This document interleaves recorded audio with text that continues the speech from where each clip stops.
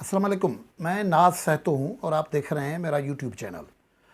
नाज़रीन, सेनेट के चेयरमैनशिप पे तो तकरार पहले ही चल रहा है। वहाँ पीटीआई और उसके इत्तेहादी कोशिश कर रहे हैं कि यूसुफ रज़ा गिलानी का रास्ता बंद किया जाए, वो मामले को इलेक्शन कमीशन में ले गए हैं कि लेकिन वहाँ इस किस्म के इशारे पड़ रहे हैं कि लेने के देने न पड़ जाएं पीटीआई और हुकूमत को। लेकिन जो पीटीआई हुकूमत को सबसे बड़ी हजीमत उठानी पड़ी, या जो सिंधी में कहते हैं, उर्दू में कहते हैं कि मुंह की खानी पड़ी, वो पड़ी है डिप्टी चेयरमैनशिप के ओहदे के हवाले से जो बातचीत की है। पीटीआई के मिनिस्टर गए, परवेज़ खट्टक और दूसरे, उन्होंने मौलाना अब्दुल गफूर हैदरी साहब से बात की, जो जेयू के सेक्रेटरी जनरल हैं, और उस बातचीत में उन्होंने कोई बातचीत न की। लेकिन बाद में आके जो उन्होंने गुफ्तगू की, तो मौलाना ने उनके गुफ्तगू की मजम्मत की है और उन्होंने कहा है कि ये ऊँचे हथकंडे इस्तेमाल कर रहे हैं। वो क्या हथकंडे हैं, मामलात क्या हैं, किधर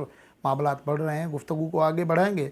लेकिन अगर आपने ये डायरेक्ट विथ नाज तो सब्सक्राइब नहीं किया है तो इस चैनल को सब्सक्राइब कर लें और वीलॉग्स देखें। आपको पसंद आते हैं तो लाइक करें, कमेंट करें, शेयर करें। तो नाज़रीन, हम गुफ्तगू कर रहे थे कि सेनेट के चेयरमैन के सिलसिले में तो उम्मीदवार ज़ाहिर है, ये सादिक संजरानी साहब सरकारी उम्मीदवार हो गए हैं, यूसुफ रज़ा गिलानी पीडीएम के उम्मीदवार हो गए हैं। अब उसके बाद जो कहते हैं ना कि सर की लगी हुई है हुकूमत को, वो जिस तरीके से दाएं से बाएं, बाएं से दाएं घूम फिर रहे हैं, उनसे परेशानी उनकी हो रही है। आज परवेज़ खट्टक और उनके वफद जो है वो मौलाना अब्दुल गफूर हैदरी से भी मुलाकात की उन्होंने। वो मुलाकात सादिक सजरानी भी के उनके चेयरमैन रहे हैं। तो मौलाना गफूर हैदरी का कहना था कि ये मुलाकात तो नॉर्मल मुलाकात थी उसमें, लेकिन वहाँ जब बाहर निकले परवेज़ खट्टक साहब तो उन्होंने मीडिया को कहा कि हमने मौलाना गफूर हैदरी साहब को सेनेट की डिप्टी चेयरमैनशिप भी ऑफ़र की है। जबकि इससे पहले जो पीडीएम की ख़ास कमेटी बनी थी डिप्टी चेयरमैन के उम्मीदवार नामज़द करने के लिए, वो भी फैसला कर चुकी थी कि मौलाना अब्दुल गफूर हैदरी को डिप्टी चेयरमैन का उम्मीदवार करार दिया जाए। सरकार का उम्मीदवार अभी तक कोई नहीं है। बुनियादी तौर पर जो सरकार में प्रॉब्लम है वो है कि वहाँ इत्तफाक राय नहीं हो रहा है कि किसको डिप्टी चेयरमैन बनाया जाए। तो ये स्पॉइलर किस्म का गेम खेलने की कोशिश की परवेज़ खट्टक ने, और वो मौलाना गफूर हैदरी से बाद में जब पूछा गया कि ये आपको चेयरमैनशिप ऑफर हुई है, तो उन्होंने कहा कि जो हम अंदर गुफ्तगू कर रहे थे उसमें तो कोई बात नहीं हुई, ये इन्होंने आके मीडिया में ऐसी बात की है, उसकी हम मजम्मत करते हैं और ये तरीका नहीं होता है। अब ये परवेज़ खट्टक जैसे ज़ाहिर है वो क्या कहते हैं, सफ़ेद बालों वाले आदमी हैं, वो वज़ीर दिफ़ा हैं, उनको ज़िम्मेदारी का मुज़ाहरा करना चाहिए। मतलब इस किस्म की हरकत क्यों होती है? जो हमें ज़राए बता रहे हैं, बुनियादी तौर पर ज़राए बता रहे हैं कि डिप्टी चेयरमैनशिप के लिए एक नहीं कई उम्मीदवार हैं सरकारी कैंप में, लेकिन वहाँ झगड़ा है, लड़ाई है। एक उम्मीदवार को टिकट देते हैं तो दूसरे नाराज़ हो जाते हैं, वो वोट नहीं देंगे, इसलिए ये इस किस्म की बेतुकी बातें कर रहे हैं। ज़ाहिर है मौलाना गफूर हैदरी ने ये, और इस तरीके से वो पीडीएम में बेएतमादी पैदा करने की कोशिश तो कर रहे हैं। लेकिन गफूर हैदरी ने उसी वक्त ही जो खरा जवाब दे दिया है, उसने कहा कि अपोजिशन की पार्टी के ख़िलाफ़ वो काम कर रही हैं, उनको पता है ये कैसे हो सकता है कि वो ऑफ़र करे और हम कबूल कर लें। तो ये उन्होंने एक बात किया। और दूसरी जो है कि सरकार की जो हवास बख्तगी है यहाँ से भी होती है कि वो इलेक्शन कमीशन में गए कि यूसुफ रज़ा गिलानी के बेटे ने रिश्वत ऑफ़र की थी कुछ लोगों को जो उनके लोग थे, और उसको इसलिए यूसुफ रज़ा गिलानी के बेटे की वीडियो स्कैंडल आई है, उस पर यूसुफ रज़ा गिलानी को कैंडिडेचर से नाअहल कर दें। अब वो जो दरख्वास्त लेके गए थे, आज इलेक्शन कमीशन ने तो खरी खरी सुना दी है ना उनको। वो अली ज़फ़र साहब जो अभी उन्होंने सेनेटर भी मुंतखब करवाया है, जो वज़ीर कानून बनने जा रहे हैं, वो वकील के तौर पर पीटीआई की तरफ से आए और अली नवाज़ अमान और उन्होंने दरख्वास्त की थी। तो सीधी सी इलेक्शन कमीशन ने कहा कि भाई ये जो वैसे भी एक जो तस्वुर है फेयरनेस का कि रिश्वत देने वाले और रिश्वत लेने वाले दोनों जहन्नमी हैं। तो इलेक्शन कमीशन ने यही सवाल किया कि आपने ये जो दरख्वास्त दी है उसमें सिर्फ अली हैदर गिलानी का जिक्र किया है, लेकिन वो जो बंदे जो मुस्तफ़ीद हुए हैं, अगर पैसे मिले हैं तो वीडियो में वो भी हैं, उनको क्यों आप सामने नहीं ला रहे हैं?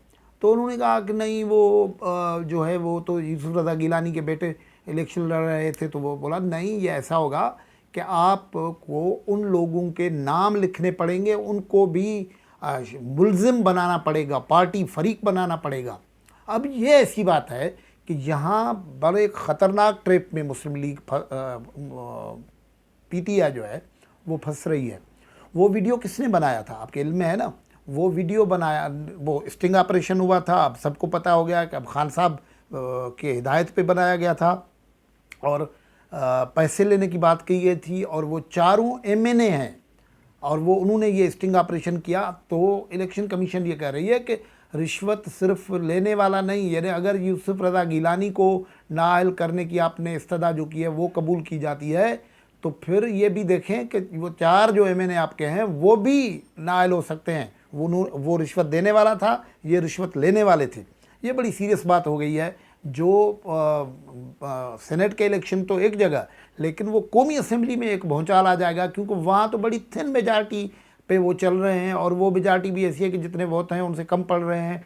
यही हाल उधर। मैं आपको इलेक्शन कमीशन में जो आज कार्रवाई हुई है उसकी कार्रवाई के कुछ डिटेल्स आपसे सुनाता हूँ। वो ये है कि इलेक्शन कमीशन ऑफ पाकिस्तान ने तहरीक इंसाफ पीटीआई को नौ मुंतखब सेनेटर यूसुफ रज़ा गिलानी का बतौर सेनेटर नोटिफिकेशन रोकने की तरमीम शुदा दरख्वास्त दायर करने की हिदायत कर दी है।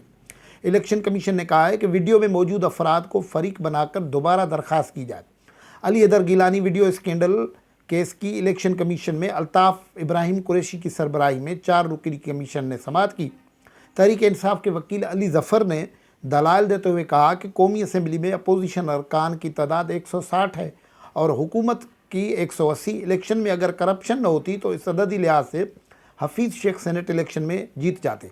इलेक्शन से कबल इतलात आई कि मुखालिफ उम्मीदवार पीटीआई के मेंबरान पर असर रसूख इस्तेमाल कर रहा था। कबल इंतखाबात वोट ख़रीदे जा रहे थे, पार्टी टिकट ऑफ़र किए जा रहे थे, पैसे ऑफ़र किए जा रहे थे। 2 मार्च को वीडियो आई कि उम्मीदवार यूसुफ रज़ा गिलानी के बेटे अली हैदर को रिश्वत देते वोट खरीदते दिखाया गया।